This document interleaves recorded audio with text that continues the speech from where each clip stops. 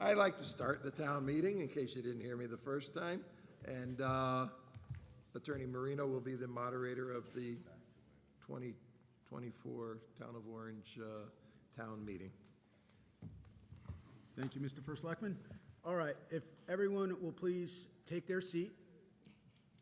Don't fight to get a chair. There's plenty to go around. I am calling this annual town meeting to order. My name is Vincent Marino, and I'm the moderator of the 2024 annual town meeting. I would like to introduce our town officials who are present. We have the First Selectman sitting to my left, James Zioli. Our Board of Selectmen, John Carangelo, Mitch Goldblatt, Ralph Oakenquist, PJ Shanley, and Judy Wright-Williams. Our Board of Finance, Chairman Kevin Houlihan is sitting over by the wall next to the Vice Chairman, Jim Leahy. I believe that concludes it. All right, Director of Finance, John Cifarelli. Tax Collector, Thomas Hurley. Town Engineer, Robert Britton. Highway Crew Chief, Donnie Foyer. Myself, I'm here, Vincent Marino. Superintendent of Schools, Dr. Vince Scarpetti. Our Chairman of our Board of Ed, Bill Kraut. Good to see you.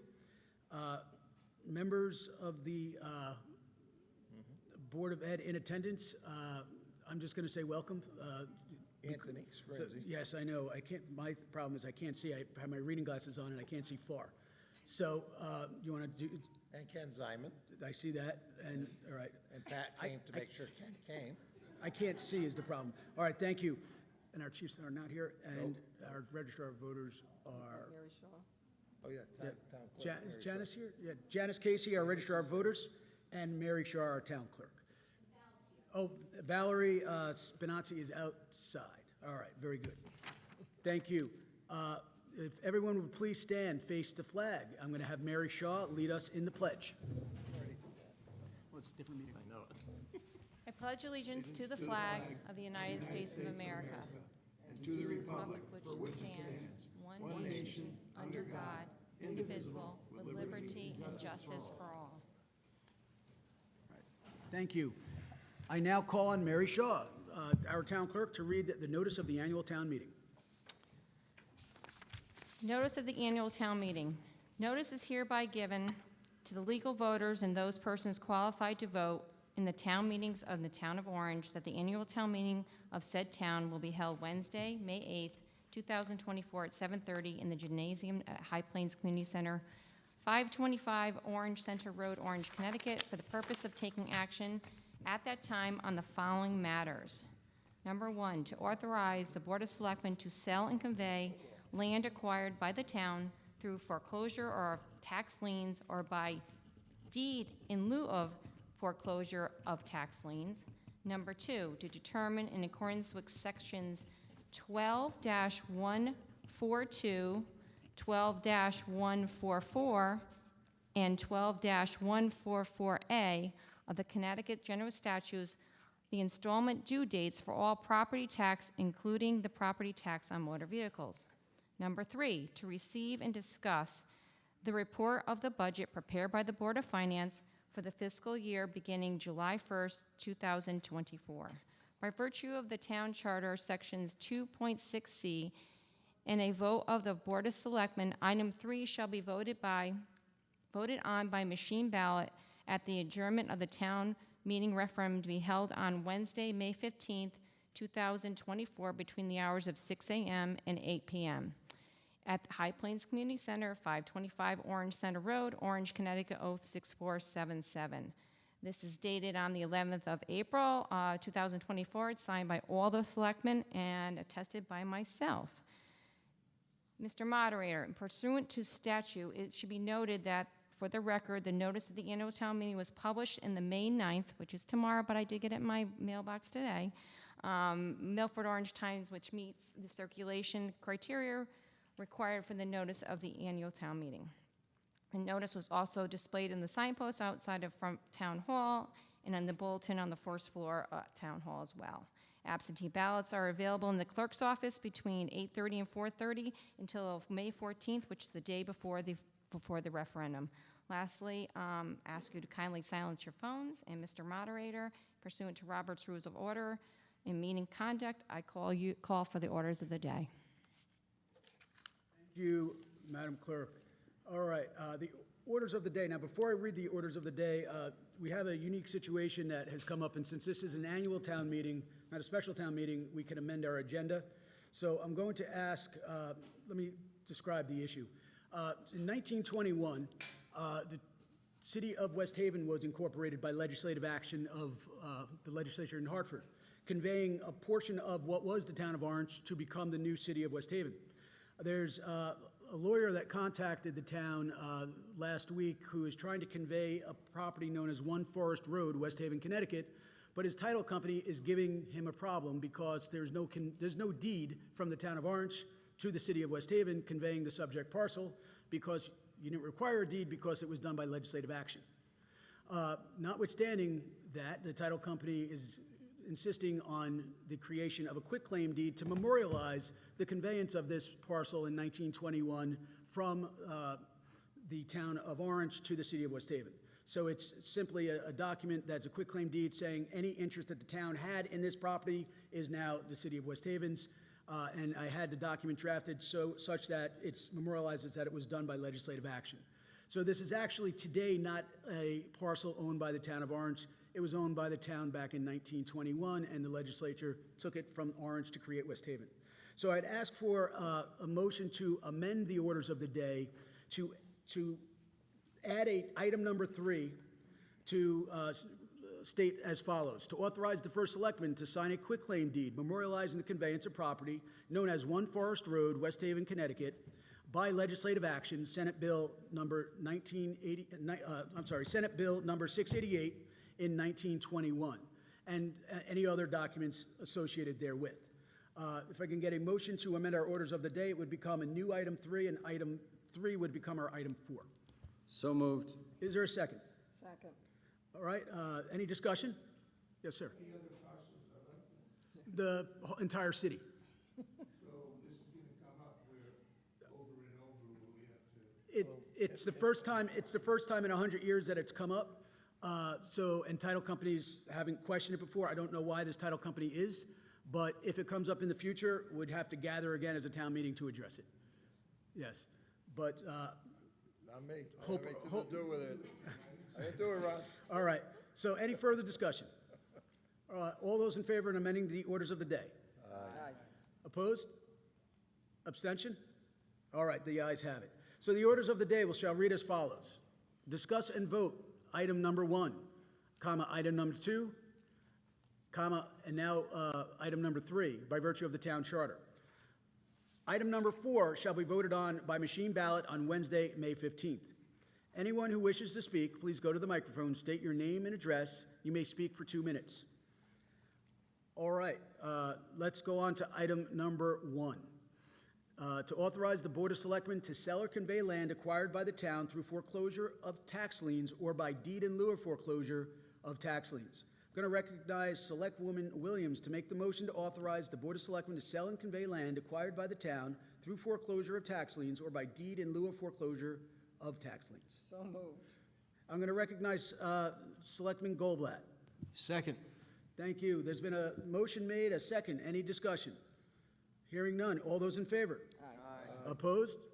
Abstentions? The ayes have it. Item number 2. You all get to vote on those too. Yes. To determine in accordance with section 12-142, 12-144, and 12-144A of the Connecticut General Statutes, the installment due dates for all property tax, including the property tax on motor vehicles. I'm going to recognize Thomas Hurley, our tax collector, to make the motion. All right. Is there a second to that? Second. All right, for those in the audience, the motion number 1, in accordance with Connecticut General Statutes 12-144, payment of taxes of not more than $100, be it moved that any property tax not in excess of $100 shall be collected in one single payment due with the Grand List 2023, 1st of July 2024 installment. All right, that's the motion. Is there any discussion? All those in favor? Aye. Opposed? Abstention? All right, motion number 2, in accordance with Connecticut General Statutes 12-144A, payments of Grand List 2023 motor vehicle taxes shall be payable in one installment due 1st of July 2024. Grand List 2022 supplemental motor vehicles will be due in one installment on the 1st of January 2025. I'm going to recognize our tax collector again, Thomas Hurley. Is there a second? Second. Is there any discussion? Hearing none. All those in favor? Aye. Anyone opposed? Abstentions? The ayes have it. Motion number 3, in accordance with Connecticut General Statutes 12-142, real estate and personal property taxes for the Grand List 2023 shall be split into 2 equal installments due 1st of July 2024 and 1st of January 2025, accepting payments of taxes not in excess of $100, and any penny rounding shall occur on the first installment. I'm going to recognize our tax collector, Thomas Hurley. Is there a second? Second. All right, there's a motion made, a second. Is there any discussion? Hearing none, all those in favor? Aye. Opposed? Abstentions? The ayes have it. All right, now we'll move on to item number 3, which is to authorize the first selectman to sign a quitclaim deed memorializing the conveyance of property known as 1 Forest Road, West Haven, Connecticut, which was done by legislative act in 1921, Senate Bill number 688. Is there a motion? So moved. Thank you, Selectman Colangelo. Is there a second? Thank you, Selectman Shanley. Maybe we could hold out and we could get Shorefront in trade for this. You have Shorefront over by the cemetery. Don't, I was going to ask for beach parking. all right. You get the debt with it, you don't want it. All right, so there's been a motion, there's been a second. Is there any conversation to be had? Yes, sir.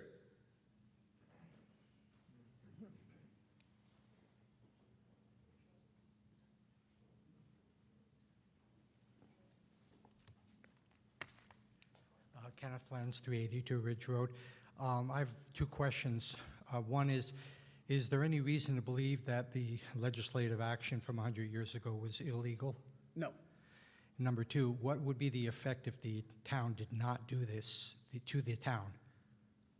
I don't believe the town has any obligation to do this. I believe the town is assisting with a problem created by a title company.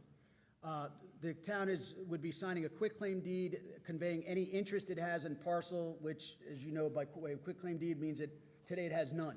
So the effect of the quitclaim deed is a legal nullity, essentially. So this is simply assisting parties who are having problems with a title company. And the town receives no benefits whatsoever from this? It neither receives nor loses. It gets nothing out of it. Like I said, BJ wants us to negotiate for parking passes for the beach. So, yeah, You have to go up front.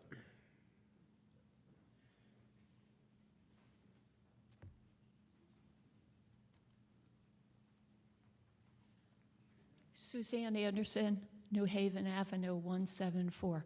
I just have a question. Where is this property? Where is it on Forest Road? 1 Forest Road, well, I don't get down there much. So, It's kind of in that conglomeration area where they've done a lot of redevelopment and all right where University of New Haven? Forest and Route 1, all that UNH redevelopment. Oh, It's one of okay. those little sliver parcels Okay. down in there. I was just wondering. That's Thank you. Magnobola, that's his territory. It's the old Forest Theater location, probably. It's a sliver of that, yes. Okay, So there you go.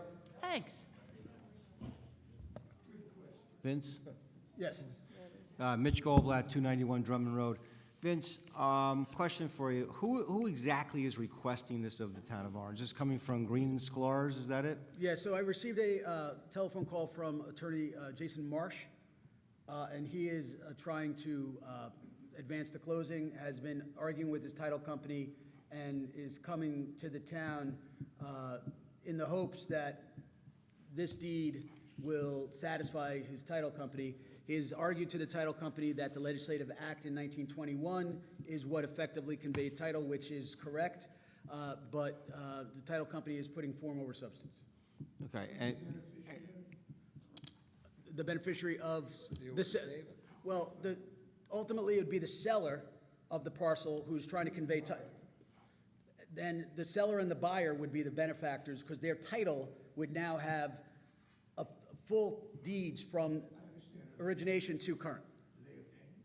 I don't have their names, I only have the name of the lawyer. Probably, I'm gonna guess probably University of New Haven or, who's the guy who's built all the buildings and apartments and stuff there? Beckerman? Beckerman? We can It's find, gotta be either be find the out quick enough. University of New Haven or Beckerman probably, because they're, so, well, but he's done the most in that circle there. So Vince, if I can continue one question here. So ahead. who prepared the quitclaim deed that's before us? Well, first of all, as you can tell, the quitclaim deed, which I just received today by way of federal express, has errors in it that has to be corrected. The first selectman's name is spelled wrong. His name is Z-E, not Z-I. So that, I will correct that if we get the authorization tonight. Yes. And it was So, I guess- prepared by Attorney Marsh. What I'm leading to is the town, AKA you, charging us anything for this, or all your expenses being picked up by the requester? I have no expenses for this. Okay, thank you. I'm doing it gratis. They need, that law firm needs a proofreader, though, if there's any proofreaders Yes, out so there I, looking for work. I will be correcting it, and I will do that tonight at no expense to the town. And I'm looking at West Haven's GIS, One Forest Road, it looks like is owned by an entity known as Alon LLC, ALON LLC. No idea.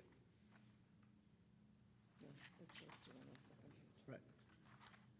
And currently, there's something called the Forest Road School located on it. It's a sliver by the old school. Right. So, all right, are there any other questions? All right, to avoid having the longest town meeting in years, then let's take a vote. All those in favor? Aye. Any opposed? Noted, one opposed. Any abstentions? All right, the ayes have it. All right, let's move on to item number 4. Yes, all right. To item number 4, to receive and discuss the report of the budget prepared by the Board of Finance for the fiscal year beginning July 1, 2024. Recognize our Finance Chairman, Kevin Houlihan. Okay. Thank you. If anybody needs some, there's budget books from our presentation on April 25th. We presented in detail to the town. Nothing has changed, Mr. Goldblatt, since that meeting. Other things just to point out is there's a 4-year, it was in detail by Mr. Leahy at that meeting. There's a 4-year reval phase-in because the reval was so high. We did not have a mill rate at that meeting. It is going to be 31 mills. And what will happen is to best calculate what your tax increase will be is to take the increase in your mill rate, in your valuation, divide it by 4, add that to the old one, multiply that by 0.31. For the members of the Board of Finance, our houses were all put as part of that meeting. Our increases range from 3.4 to 5%, with the current year spending increase of 4.4%. What else did I want to hit on? Oh, and Mr. Leahy's presentation is available on the town website. He projected, because we didn't have the information at the time, and his data, he was within $1 of his projected increase. So that presentation that's available online is pretty accurate. And I think, other than yesterday, the Amity budget passed, so that part of our budget is solid. It will not change. And other than the bad news of the increase this year, the prior 2 years, we've had no tax increases in Orange. And unless any of the other board members have anything to add? I'll Thank you, Mr. step Chairman. aside. Thank you. All right, is there anyone who would like to address, recognize Selectman Goldblatt? Thank you, Vince. With you here, question for you, are we any closer to understanding whether we are going to be able to phase this in over 4 years? Any progress been made with the state? I know there's been a question about that, and I Yes. think people, so thank you. So I did have a discussion with the undersecretary, and it's still an open item for the moment, but it's going to be no less than 3 years, right? So it'll either be 3 or 4. So, but we know the first year is going to be a 25% what was authorized by this board was 25% for the first year and the balance phased in over the remaining term. So And the remaining term, if it's 2 years, it would be half of 75. Just want to make that clear that, because there was already some reporting that it would be 25% over 4 years, which, when we voted, we were not sure of that. Correct. And we've only voted for 25% in the first year. So I want people to understand, it's not guaranteed, hopefully it is, but it's not guaranteed right now to be 25% next year. Correct, Thank you for clarifying that. yes. And just for further clarification, it doesn't mean your taxes are going up by that percentage. It's a valuation of your real estate. And then you take that valuation and you compare it to the budget and then multiply it by the mill rate, and so it's mathematical. Yes, sir. Yes, thank you. Ron Kay, 90 Hall Drive. And Mitch's question goes to, we're voting on something we don't know what it is, if I understand what I just was told, of whether it's 4 years, 3 years, 2 years, or 1 year. That's just a small question. In reading the article published by Mr. Leahy, I find it a masterpiece of obscuring anything that would help somebody understand it. For instance, it says the average increase for all residential properties was 38%. What's the range? Doesn't say. And it doesn't say how that was determined. It doesn't say anything about how anybody would know whether this was fair, whether it was done scientifically, whether real estate experts were brought in, if there were inequities going back 20 years, which it seems to me there are from glancing at some of the information, I think you need a full forensic audit of your property tax system to determine whether it's fair or not. I assume that the massive amounts of land that are leased out from the town to farmers and golf courses don't face any increase in cost.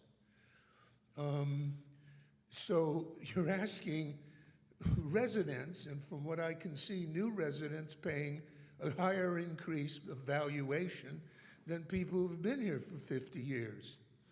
And that's where the heart of my question is, and why this thing should be audited. And you're a lawyer, and I would say if somebody hired a forensic accountant and went through this, the city would have enormous liability if it wasn't equitable, fair, and justified in each and every case. And, well, let me just, as a moderator, I just want to pull us back in together because we're beyond the scope of the issue on the table. The issue on the table is the budget, not the phase-in. So what you're voting on is the budget, not the phase-in. So the phase-in is something that this board voted on. It's really out of order for purposes of discussion at this meeting. This is, the motion relates to the budget, not to the phase-in. Fine, so the phase-in is a question you don't have an answer to, but you don't have an answer to the equity of this and what the range of increases are on the people who pay taxes, property, commercial buildings, and residential buildings. You give averages, and I come from a place where they say all water distributed to the public is on average, meets all federal standards, but I found there were whole neighborhoods that had poisoned water. And so it goes to my question, is this... You weren't there, though, so it's okay. But the budget is the That's line right. items, the department line items, and the amounts that ultimately makes up the total budget, which includes the Amity budget, which was voted on yesterday. So you can speak to the budget, but the phase-in, which is what your subject is going to, is beyond the scope of... So it's already approved. This board... What was published in the paper today for people to read about what was going on here was already a done deal. I did not read the article, but this board voted on the phase-in. You haven't read Mr. Leahy's article. I have not. He's a genius. Well, He is a way with numbers. But the way, just so you know, too, the town hires a revaluation firm. They looked at, I think, 3. Oh, sorry. The town looks at revaluation firms. We hire a firm, and they have the credentialed people and all that back up the data that's provided. Then after that data is gathered and all the letters go out to everybody received a letter, I got a letter. there you go. But you haven't been around, so I thought, I know, I'm so glad I to got see a you're around. Oh, you're 50% okay. increase, so. But you got the letter, and then it stated in that letter, if you chose to meet with the Board of first there was the informal hearings with the people from the Ryan Company, and then the town's Board of Assessment Appeals representatives met with people after that. And so there were two opportunities to learn from both of those meetings, as well as there was a phone number on that letter to contact them to discuss these items also. ask how But you many didn't do people- any of those three, I can tell.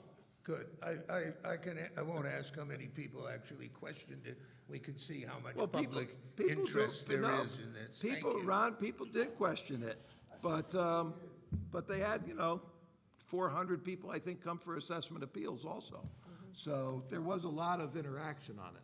All right, are there any other comments? And I would just remind everyone that the motion is to receive and discuss the report of the budget prepared by the Board of Finance for the fiscal year. So are there any other comments? Anyone else like to address? And remember, there's three pieces to the town budget. The Amity piece, which was yesterday, from 6 a.m. to 8 p.m., and I think Mitch and I talked about it last night. I think there were, between the three towns, Bethany, Orange, and Woodbridge. Now, there's 10,800 registered voters in Orange. I think it was 1,436 total voters for all three towns. 1,436 voters out of, I don't know, Woodbridge probably has 5,000 or 6,000, and Bethany probably has 3,000 or 4,000. And so you have pretty close to 20,000 voters. 1,400 people came out for the Amity budget yesterday. And so, but we've seen this before. We've had years when we've done flyers, we've done different signs, we've tried multiple ways to get people out for the town budget, which then encompasses the Amity piece, which will not change now. That piece is in. Then it has the Orange Board of Education piece, which is about 850,000 close increase in the budget. And then the town side, which is 2.4 million increase. And a big part of that, well, of course, same as all your houses with the different utility costs, energy costs, but also health insurance is a big piece of that, a very big piece of that.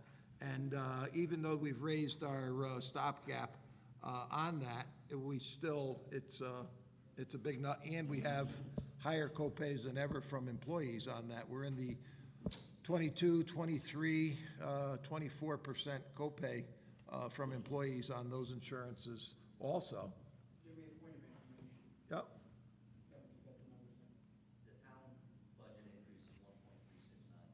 That's the percentage? No. You trimmed it? Okay. The other? Okay. Okay. So that's what drives it all, are those three pieces. You have to go up here. But that's what drives all that, and that's fine. And so the Board of Finance has been working on this since last November, I think, so. When is the next Sir, can you just state town contract? State your name and Up for address for the renewal. record? You have to say who you are first. Oh, Charles Shetland, 375 Dogburn Lane. Okay. Thank you. Now your question. And the question is, when is the next town employee contract? The next contract, we just settled the Orange Highway Department Public Works, which is 11 or 12 employees. The next one is the school nurses, which are represented by ASME, and that is, where'd she go? At the end of this month, we're meeting with them, I think? I forget. That's the next one. That's 5 people. Okay. None of them are big unions, so, And that's all? for Just this year. And two then, groups? Oh, and for then this year. in, before June of '25, then we have the Orange Police, the Supervisors Union, and the General Union, which could be anybody from custodial through clerical and assistants. And how are those negotiations going with the two groups that you? The Highway Department is done. They had 4 items of ask, none of which were profound. They had the lowest increases last time. This time they're at 3%. I think they were 3, 3, 3 1/4, 3 over a 4-year contract. We increased their footwear allowance because of the increase in shoes. They were at $150. They're now at $200 on that. Their copay on their insurance, they were already the highest copaying union. I think they were at 24.5 or 23.5, and they will be flat this first year, and then they will be, so they were 23.5. They'll be 24, 24, 24.5 over the next 3 years of that contract. I think that was the AFSCME employees? They are, they're ASME and the school nurses, but we haven't met with the nurses yet. Okay. That's only, I think it's 5 employees are the school nurses. They're separate. The OVNA side does not have a union with their nurses or any of that. But the school nurses do, because being tied to the school, and this must have started 50 years ago, they follow the school schedule with their benefit days and stuff, so theirs is a little more structured to follow the school calendar. And that's only Orange Elementary, right? How many, Vince, do you know how many nurses there are? 5? There are 4. 4? Okay, so. Okay. So it's Thank a you, small, sir. that's a small group also. Thank you. Yep. Police is the largest group, and that will come due before next June. All right, thank you. Are there any other comments? Mr. Goldblatt? Yeah, Mitch Goldblatt, 291 Drummond Road. To, I guess, the Board of Finance or Finance Director Cifarelli. I have to make up for not asking any questions at the budget meeting. Everyone likes to complain about the state of Connecticut, and we've done that. We've all done that in the past. But in the last couple of years, the state of Connecticut has actually helped our revenues in 2 ways. One is the 5-cent deposit on what's called nip bottles at the liquor stores, and then also the fact that the town has allowed a dispensary in town. We're supposed to receive revenues on that, which is also reported, I think, for the first time in that same newspaper we're all referring to, the Milford Orange Times. Can you tell us how much we're expecting in this budget from revenue from the state in those 2 programs, and if it's even projected or shown in the revenue part? Neither are? Okay.